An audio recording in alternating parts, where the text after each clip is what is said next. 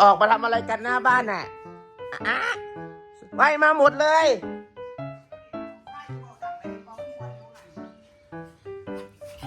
แล้วไม่ออกมาหน้าบ้านได้อ่ะโอ้คิดถึงจังเลยเช้าแล้วนี่คือพี่น้องเจ้าสาวกับสีเรียนมาสิมานี่เอ้าเช้าแล้วมาหาเก่งหน่อยแล้วใครจะมาหาเก่งนะเอาใครจะมาหาเก่งนะบอมีเลยหาขวบเลยเราสุกไหลเรานั่งสุกไปเราต้องนั่งต่ำๆเช้าแล้วใครจะมาหาเก่งว่าเขาขวบวิ่งมาหาเก่งแล้ววิ่งผ่านไปเลยเมื่อกี้ได้มันแลนดำมันแล้วนะนี่มาหาเก่งหน่อยเร็วช้าๆแล้วมาหาเก่งหน่อยเร็วข้าวเหนียวมาหาเก่งแล้วข้าวเหนียวไปเรียนเลยมาหาเก่งหน่อยช้าแล้วใครจะมาหาเก่งนี่มาหาเก่งหน่อยแล้วแม่มาดิพักเอื้อยเรียนซ้ายขวาแม่มาดิมาแล้วเขามาหาฉันแล้วหมาที่บ้านนะครับหมาที่บ้านฉันบอกเลยนะว่ารักฉันมากโอ้ยพูดอะแม่มาดิโอ้ยตายมุนบนต้องเข้าบ้านเลยเด้อสู2 ตัวเด้อมันไปแล้วมาแล้วเขาขวามาหาเก่งมันมาหาเก่งแม่มันนี่เล่นกล่องทรายพี่น้องเอ้ยคุณน่ะแม่มวนไปนะเฮี้ยนข่อยมุนแท้ๆมาที่นี่แม่อีน้อยเก่าน้ำมาที่นี่อีขวบมึงละโตดีเลยโตแก่น้ำเลยนะ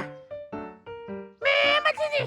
ไอ้ขวบชอบแล้วจับมาตามมาสิทำเป็นที่กองทรายก็ว่าดีแล้วเล่นกันเป็นกองทรายนี่มันดีที่สุดเลยว่าดีได้ขึ้นมาน้ำมันที่นี่โอ้มาเลยล้ม1 ล้ม 2หลังกองทรายก็ว่ากันไปหลังกองทรายก็ว่ากันไป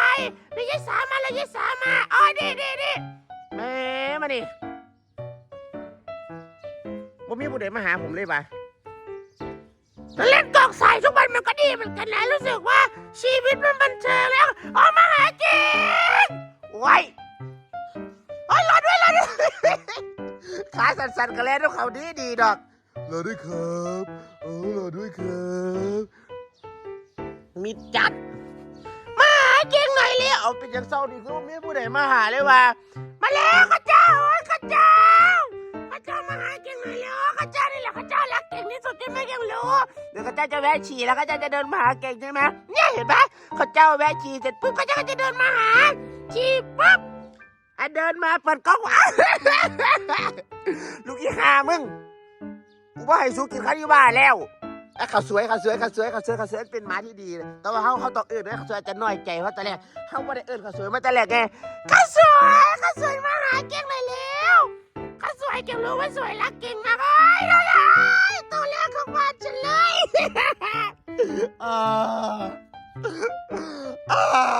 สียใจหาแม่มาที่กูเล่นมาหามึงทำไมตัวอื่นไม่วิ่งมาหาเก่งเหมือนที่สวยวิ่งมาเดี๋ยววันนี้จะพาไปเล่นน้ำสงกรานต์นะสวยๆนะเข้าใจไหม